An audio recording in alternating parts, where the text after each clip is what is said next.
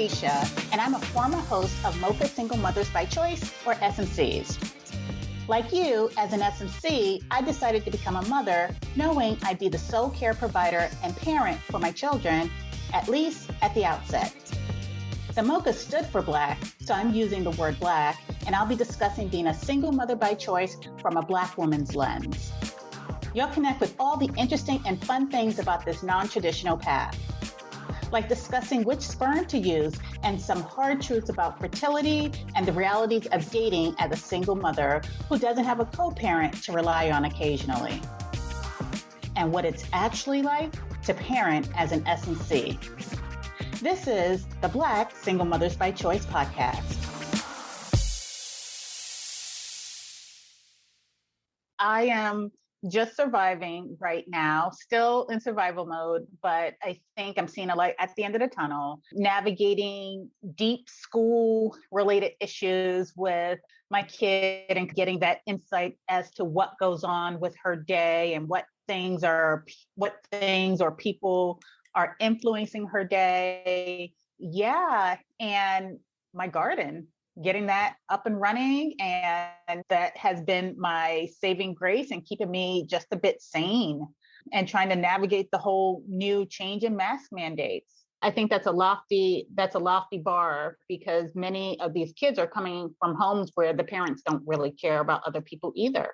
Mm-hmm. And it's just no, because I was at a PTA meeting with the Board of Education, and these parents were like, it impinges on my child's right to have to wear a mask. And moms with children with compromised immune systems were like, I really wish people would wear masks so that my kid could go to school and experience the same social engagement that your child experiences, right? And so I think some people just don't care. Schools are going mask optional as well. The school board, the school system has made it clear that they hope that people continue to wear masks so that we protect those who have compromised situations. So that's the approach my school is taking in my home. Mm-hmm. My daughter knows that she's keeping her mask on, and both of them are really good at wearing their masks. I think I shared with you that at the beginning of the year when Omicron was high, I actually upgraded their masks from the cloth ones to the paper ones and to the KN95s. And it was interesting to find that last year in December, November timeframe, my youngest kept coming home with colds, runny nose, cough, and was wearing masks. But in January, when we were in the midst of the Omicron surge, I switched the little one to KN95s because she's not vaccinated, and no colds, no runny nose, no nothing. And then just last week, she started wanting to wear the same mask that her sister wears, which is the regular paper mask.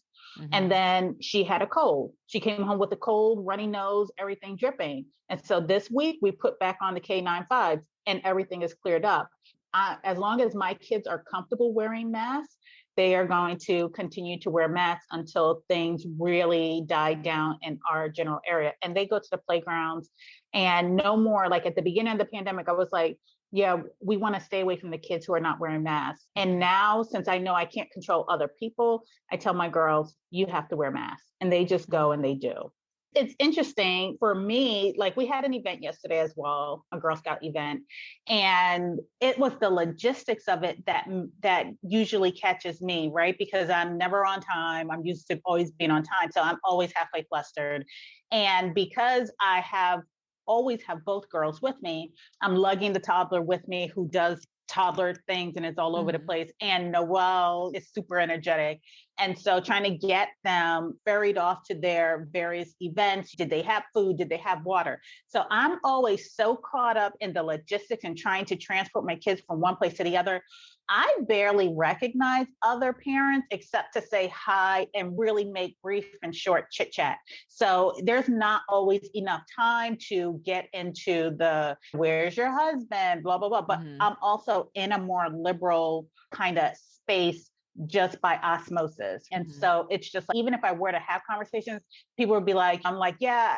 And I think I consciously cut them off at the pass. I'm like, yeah, I'm a single mom. I'm doing everything. I'm doing all the things. Yeah. And I think it's something that I just learned over time to just do. And I think it comes from when I used to be an instructor. How do you make chit chat with strangers all the time, that's not uncomfortable, that's superficial, and keep it moving. So it's just like, yeah, no, I'm a single mom, I'm doing all of this. And yeah, I need to double check to see what that's like if I have to drop 2 kids off. So I always gravitate more toward the operational and the logistics of things, as opposed to the whole, what do you do? And I personally never talk about what I do. Right. I have people who still don't know what I do. And coming to DC was quite jarring for me for that very reason, because people are like, I'm so and so, I work on the Hill. I'm so and so, I work for Amazon. We're talking about dating and when things like careers and when things like S&C status enter the picture. Right. So again, I dip my toes into dating and I'm just like, okay, so I'm on one of the apps where it doesn't let you go any further until you make a decision in the moment. And then it gives you a bit of time to decide if you're going to connect with this person. And so it just feels very rushed. Anyway, so I connected with a gentleman. And at some point along the way, I felt like we were at different stages in our life. Now, to his credit, he didn't immediately ask me about SMC or my parental situation, custody situation, until probably like the 3rd conversation. He knew I was a single mom. He knew I had the kids and that they were young. I knew that he had a kid who is now away at college, right? The similarities is that we have kids. The similarities is that we're in the same age demographic. The difference is he's an empty nester and I'm pretty much, my youngest is 2. So I've got about another 16 years to go in this journey. When I sense those disconnects, I try to go back and I was like, dang it, this application makes me make the first move. And I'm like, I'm looking for casual. He's looking for a relationship. So we had to eventually have the conversation about we're in different places, but I'm cool. I'm chill. I'm not in a rush. I understand your situation. Do you? And we'll connect when we can. But at one point he did ask me, so I don't mean to be prying, but are you mommying, doing this parenting thing by yourself? And I was like, yeah, I've got the 2 kids. So it really is a solo gig here. And he was just like, was it the divorce? I was like, oh no, the divorce was 10 years ago. No, I went to a sperm bank and I got sperm and I had my babies. And so he's just like, oh, he was like, huh. He was like, I never would have guessed. That's interesting. I was like, why would you? He was like, oh, I just assumed they were from your divorce, but why? It'll naturally come up. So we had a dating episode in season 1, and this is season 3. I think, and I talked about a suitor in season 1. I think what's shifted, a couple of things have shifted. One is the language I use. I'm intentional about the language that I use. I said with season 1, the suitor was like, what's your situation? I said, I use a sperm donor. And he's just like, is it a sperm donor or just a dude that conversation? I learned my lesson. With this conversation, I said, no, I got sperm from a sperm bank. So now there's no, oh, but was it really an ex that you're calling a sperm bank? No, it was actually a sperm bank. So there's concrete language that I use this time. I've definitely seen an uptick in the number of stories that talk about fertility and infertility in the Black community at large. So this year alone, we probably had 3 to 4 television premieres. We are seeing a number of different articles. Hera and I will be in an article. So we are definitely seeing an uptick because I think we are helping to change that a little bit and helping to bring the conversation around to hear other voices and other perspectives. I think we get a lot of energy. I think we get a lot of ideas. I think we get a lot of thoughts. It feeds our souls to just be participants and kind of leaders in our space. We love our people. Now, I will say that while we have seen progress, it's almost like 2 steps forward and then a step back because we still encounter some of the same frustrations we typically encounter as Black people trying to change the narrative and trying to get our voices heard, in that industries are geared toward a particular audience who they perceive as their main audience, and that's who they try to cater to, right?